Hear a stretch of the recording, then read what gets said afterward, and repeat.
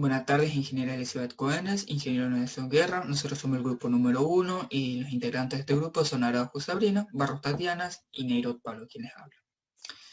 En esta presentación, nuestro grupo englobará las ecuaciones ya trabajadas en temas anteriores, en donde a partir de las ecuaciones básicas de la teoría de la elasticidad, descubriremos que se derivan un conjunto de ecuaciones y teoremas de gran utilidad a la hora de abordar la resolución de un problema dado.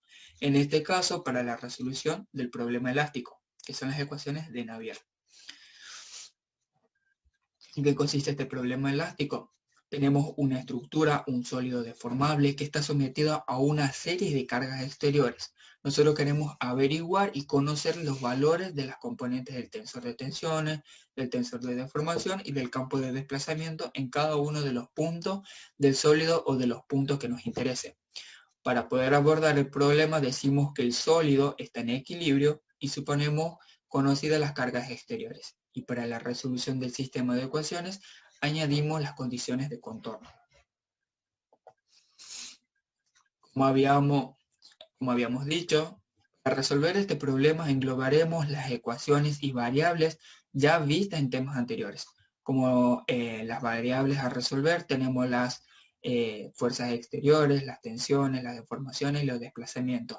Y a su vez también tenemos las ecuaciones que las relacionan como ser las de equilibrio, las constitutivas y las de compatibilidad. Bien, si suponemos conocidas las cargas exteriores, tendríamos una serie de incógnitas de 6 tensiones, 6 deformaciones y 3 desplazamientos. Sabiendo que estos no son datos escalares, es decir, que nuestras 15 incógnitas son 15 funciones incógnitas que dependerán de las coordenadas x, y z. Y para resolver tenemos 15 ecuaciones. 3 ecuaciones de equilibrio, 6 ecuaciones constitutivas y 6 de compatibilidad. Las ecuaciones de equilibrio nos relacionan las fuerzas y las tensiones.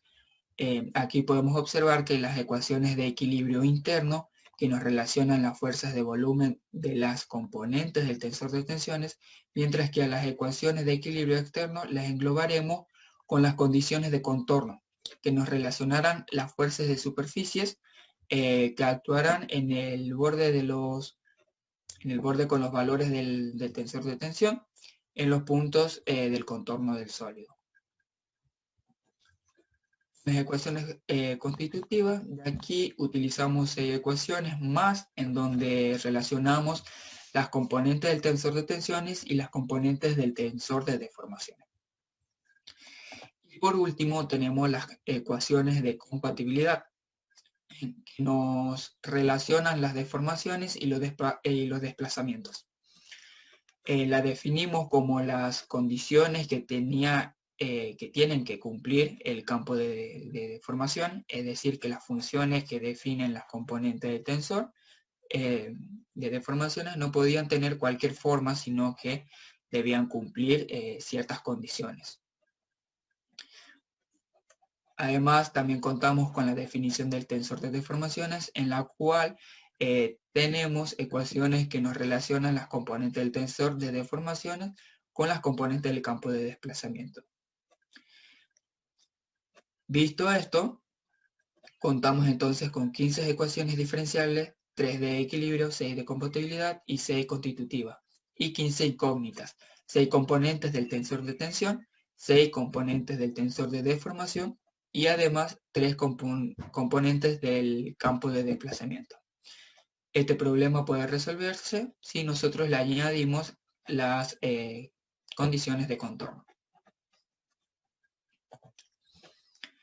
Estos grupos de ecuaciones correctamente aplicadas permiten la solución del problema, que puede clasificarse de 3 maneras.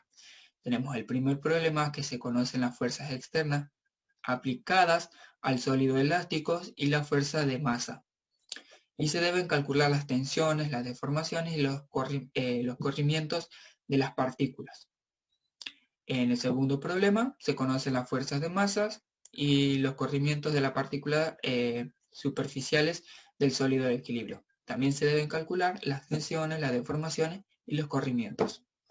Y en el problema mixto tenemos que se conocen las fuerzas de masa, las cargas superficiales en un sector y los desplazamientos en otro sector, debiendo así también calcular Siguiendo con las el tensiones, la desarrollo planteado deformación por y nuestro grupo, los correspondientes. entonces hasta acá hemos visto que tenemos 4 tipos diferentes de incógnitas, como ser las cargas exteriores, las tensiones, las deformaciones y los desplazamientos. Si suponemos conocidas las cargas exteriores, nos quedarían en total 15 incógnitas, como ya dijo mi compañero, que son las incógnitas sumando tensiones, deformaciones, desplazamientos, y también tendríamos a su vez 15 ecuaciones diferenciales a utilizar con estas 15 incógnitas. Tal cual como se ve esto hasta acá, no me parece un problema muy fácil de abordar con 15 ecuaciones diferenciales, pero afortunadamente contamos con herramientas matemáticas que nos fueron dadas a lo largo de toda la historia, y una de ellas es el método utilizado por Navier para la solución de este problema elástico. Llegamos entonces a el tema principal abordado por nuestro grupo, que son las ecuaciones de Navier en un problema elástico en términos de deformaciones.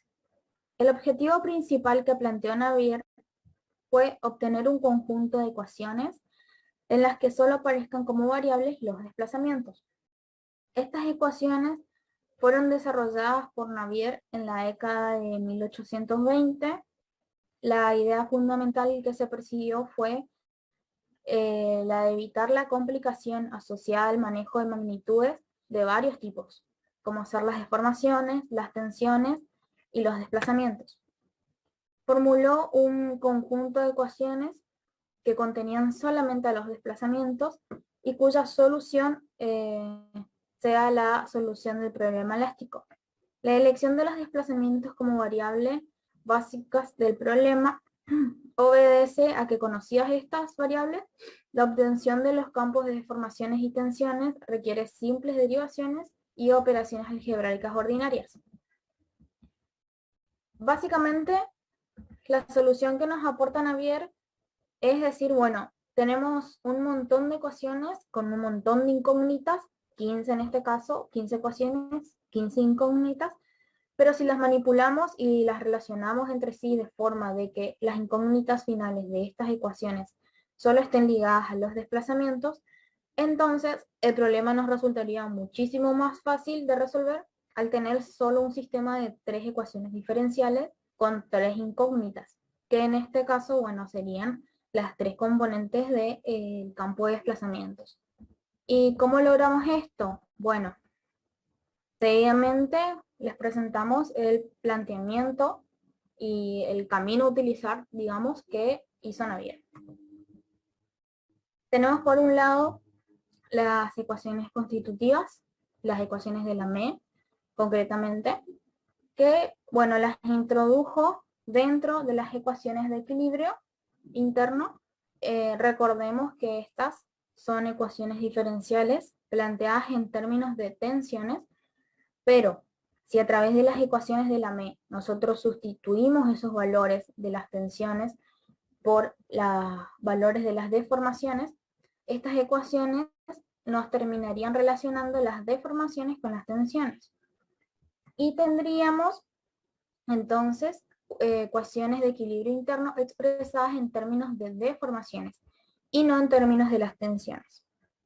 Bien, hecho esto, seguidamente cambiaremos esas deformaciones por desplazamientos. ¿Cómo? Bueno, vamos a utilizar la definición de las componentes del tensor de deformaciones, que es aquí en donde tenemos una relación entre las deformaciones y los desplazamientos. Entonces, cambiamos las variables y nos vamos acercando más a expresar todo en función de los desplazamientos. Una vez hecho esto, entonces, habremos logrado transformar esas ecuaciones de equilibrio interno y ahora estarían expresadas completamente en términos de desplazamientos. Operando con lo que estudiamos anteriormente, tenemos las ecuaciones de equilibrio en función de los desplazamientos. Y utilizando las ecuaciones de Lamé, sabemos que entre el tensor T y el tensor D existe una relación. Esto nos da como resultado el coeficiente de Lamé. Además tenemos los valores de tau 1,1, tau 1,2 y tau 3,1. Estos valores debemos reemplazarlos en la primera ecuación de equilibrio que teníamos acá. Una vez reemplazados los valores, nos queda esta expresión. Operando matemáticamente, agrupando términos, sacando factor común, nos queda de la siguiente manera, donde se expresa que G es como factor común de la derivada segunda de U1 en x1 más la derivada segunda de U1 en x2 más la derivada segunda de U1 en x3 más este término que se mantiene de la expresión más este otro término que también se operó sacando factor común. Teniendo en cuenta que E es igual a la suma de las deformaciones longitudinales, es decir, la derivada de 1 en x1 más la derivada de u2 en x2 más la derivada de u3 en x3. Aquí aparece un nuevo operador denominado operador Nabla. Este se expresa como la derivada segunda de una función en sus tres direcciones. En este caso nosotros trabajaremos con la función u1, u2 y u3. Si volvemos a la expresión anterior, tenemos que en este término se encuentra la derivada segunda de u1 en x1, la derivada segunda de u1 en x2 y la derivada segunda de u1 en x3. Entonces, es lo que habíamos expresado recién, que se denomina operador Nabla. Es por eso que aquí queda que G por el operador Nabla en función de U1, porque recordemos que el operador trabaja en una función. Entonces tenemos G por el operador Nabla en un 1 más todo el resto del término de la expresión. Si esto lo expresamos en las tres direcciones, lo trabajamos, nos quedaría de la siguiente manera: el operador en U1, el operador en U2 y el operador en U3. De esta forma nos quedan tres expresiones denominados sistema de ecuaciones de Navier. Estas representan las ecuaciones de equilibrio, como dijimos en un principio, pero en términos de desplazamientos. La solución de este sistema que cumpla con las condiciones de borde o contorno, esta será la solución de nuestro problema. Estas pueden ser expresadas en función de operadores usuales en teoría vectorial de campos, lo que resulta cómodo si se han de expresar en otros sistemas de coordenadas no cartesianos. A modo de conclusión, estas ecuaciones son muy utilizadas.